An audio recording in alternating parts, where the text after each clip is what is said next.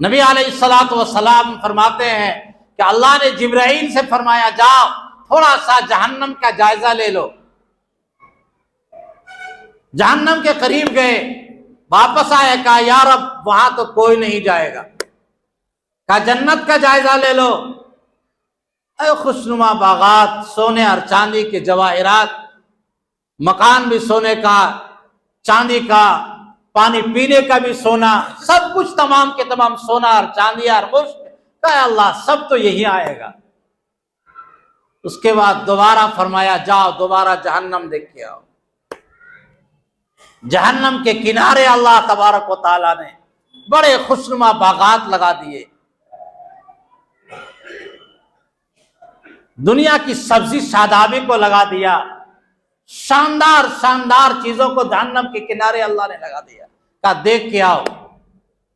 جب جہنم کے قریب گئے، جہنم تو جبرائیل نے کہا یا رب ایسا لگتا ہے کہ سب اسی میں آئے گا۔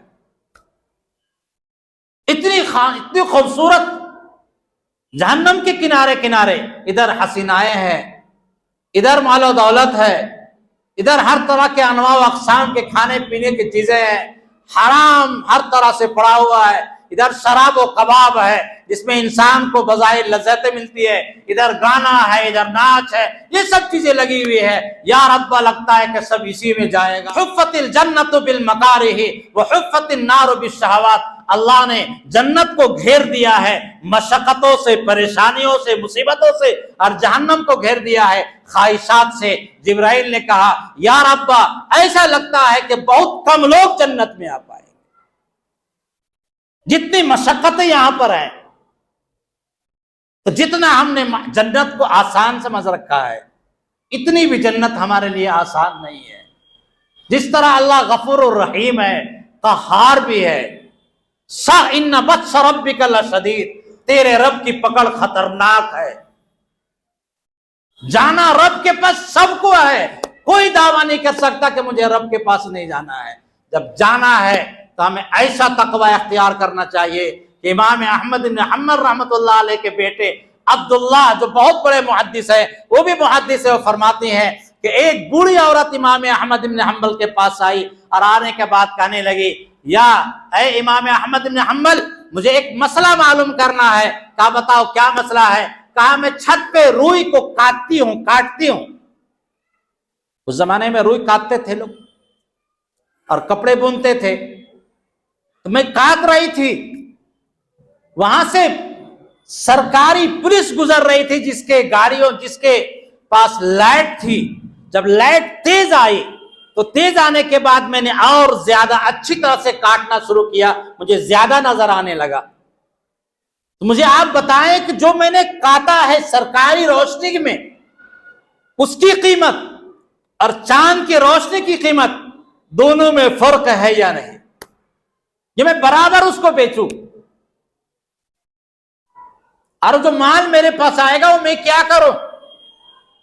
امام احمد نے فتویٰ دیا، جواب دیا کہ پورا مال صدقہ کر دو۔ بڑا تعجب ہوا بیٹے کو۔ کچھ دنوں کے بعد دوبارہ آئی اور دوبارہ آنے کے بعد اس نے مسئلہ پوچھا کہ کبھی کبھی میں چاند کی روشنی میں کاٹتی ہوں اور کبھی کبھی اپنے چراغ سے جلا کر کے میں کاٹتی ہوں، تو جو چراغ سے کاٹتی ہوں وہ زیادہ اچھا سے ہوتا ہے اور جو چاند کے روشنی میں کاٹتی ہوں وہ زیادہ اچھا نہیں ہوتا ہے، دونوں کی قیمتوں میں فرق ہونا چاہیے یا نہیں ہونا چاہیے؟ انہوں نے فرمایا کہ فرق ہونا چاہیے، پورا مال صدقہ کر دو۔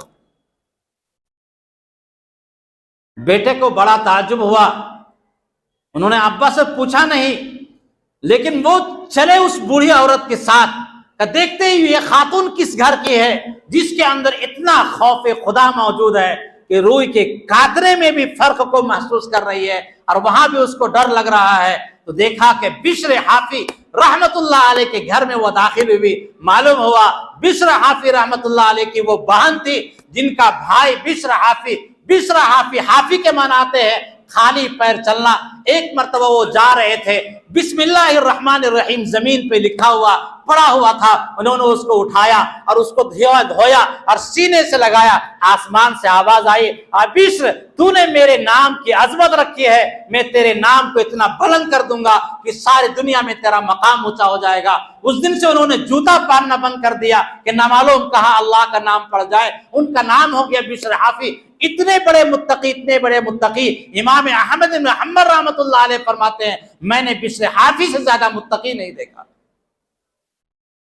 جب ان کا انتقال ہوا تو فجر کے وقت سے جنازہ چلا اور قبرستان پہنچا ہے عشاء کے وقت میں، حالانکہ اس وقت جنازہ قبرستان بہت دور نہیں ہوا کرتا تھا جتنا ہمارا بلاول کا قبرستان ہے، لیکن لاکھوں کی تعداد میں امام احمد کے جنازے میں 11 لاکھ لوگ آئے تھے اور اس سے زیادہ لوگ بشر حافی کے جنازے میں آئے۔ جب اللہ تبارک و تعالیٰ کسی کو تقویٰ عطا فرماتا ہے، اس طرح سے ان کے اندر خوف پیدا ہوتا ہے، ان کے اندر اس طرح سے جذبہ پیدا ہوتا ہے